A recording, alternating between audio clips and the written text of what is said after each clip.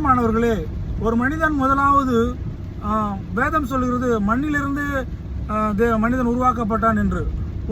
ஒரு செடியை எடுத்துக்கொள்வோம். அது விதையாகப்பட்டது மண்ணிலே விழ வேண்டும், நடப்பட வேண்டும் அல்லது விழ வேண்டும். அது விழுந்து அந்த கோதுமை மணியானது நிலத்தில் விழுந்து சாகாவிடில் அது பலன்.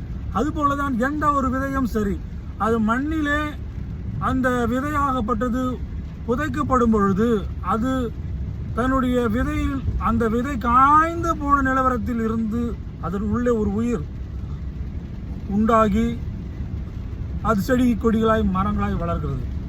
இப்படிதான் ஒரு நூல் எப்படி உருவாகிறது என்பதை நாம் அறிந்திருக்கிறோமே, ஆனால் அறிந்து கொள்வோமே ஆனால் கொஞ்சம் சால சிறந்ததாக இருக்கும்.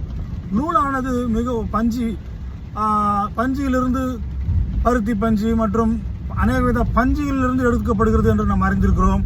சில கழிவுகளிலிருந்து எடுக்கப்படுகிறது என்று அறிந்திருக்கிறோம். ஆகவே பொதுவாகவே பூமியிலிருந்து மண்ணிலிருந்து எடுக்கப்படுகிற அனுபவத்தில் தான் அந்த செடி அல்லது அந்த கொடி மற்ற காரியங்களிலிருந்து தான் அந்த பஞ்சானது உற்பத்தி ஆகிறது, பஞ்சாகப்பட்டது உற்பத்தி ஆகிறது. அந்த பஞ்சு அப்புறம் அது ஒரு மொத்தமாக சேர்க்கப்பட்டு அது ஒரு இயந்திரத்திலேயோ அல்லது ஆட்டையிலேயோ வைத்து அது ஒரு நூலாக, அதற்கு முன்பதாக அந்த பஞ்சில் இருக்கிற அழுக்கு தன்மைகளை சுத்தப்படுத்துவதற்காக அதை வேக வைக்கிற அனுபவம் ஒரு பகுதி காணப்படுகிறது. பெரிய பெரிய தொழிற்சாலையில் பார்க்க போயினால் நீராவியிலோ அல்லது சுடுநீரிலோ அதை போட்டு அதை நன்றாக அதை வேக வைத்து அதை வேறு பிரிப்பார்கள். அதிலிருந்து அழுக்குகளை வேறு பிரிப்பார்கள். அதில் இருக்கிற உலக சம்பந்தமான குப்பைகள் மற்ற பல காரியங்கள் இருக்கும். அந்த அழுக்குகள் எல்லாம் அந்த பஞ்சிலிருந்து முதலாவது வெளியெடுக்கப்பட்டு அந்த அதில் ஒரு சில கெமிக்கல்களை செலுத்தி அது பூரண பஞ்சாக சுத்தமான பஞ்சாக மாற்றி அது மறுபடியும் உலர்த்தி பல முறை ஈரப்படுத்தி கடைசியாக அது நூல் மிஷினில் கொண்டு போய் அதை ஒரு முனையை வைத்து அது ஒரு பெரிய தடிமமான நூலாக செய்வார்கள்.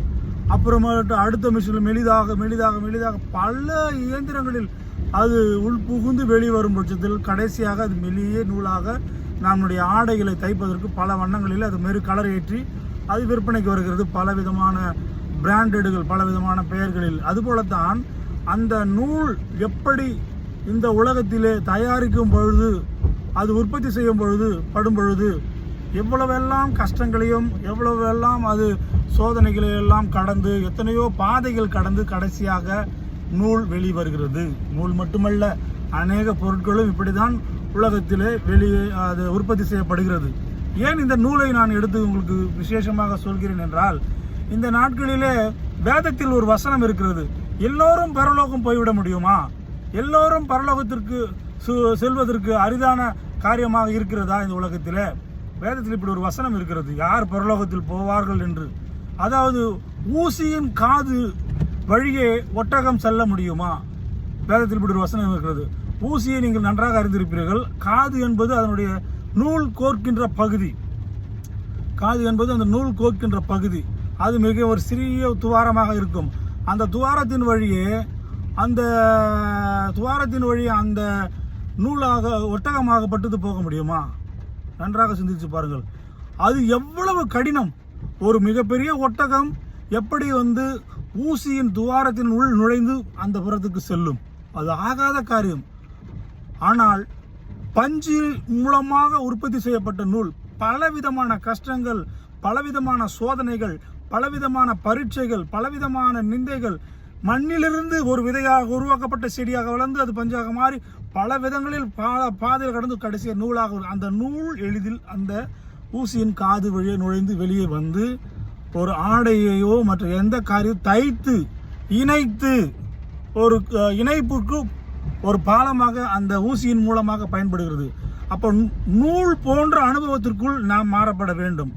நூல் போன்ற அனுபவத்திற்குள் நாம், அந்த அனுபவம் என்றால் அத்தனை சோதனை வேதனை எல்லா பாதையிலும் கடந்து மெல்லிய அனுபவம். எனக்குள் ஒன்றுமில்லை.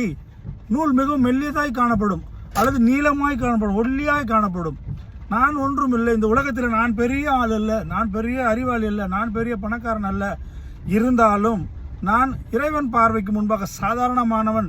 நான் ஒன்றுமில்லை என்று எவன் தன்னை தாழ்த்துகிற அனுபவத்துக்குள் வருகிறானோ அப்பொழுதுதான் அவன் அந்த ஊசியின் காது வழியாக நுழைந்து வருகிற நூலை போல காணப்படுவான். அவனுக்கு பரலோக ராஜ்யம் நிச்சயமாக உண்டு என்பதை இந்த நேரத்திலே இந்த சத்தியத்தின் மூலமாக உங்களிடத்தில் சொல்வதற்கு தேவன் கொடுத்த ஸ்லாக்கியத்திற்கும் பாக்கியத்திற்கும் நன்றி தெரிவித்துக் கொண்டு விடைபெறுகிறேன். ஆமென்.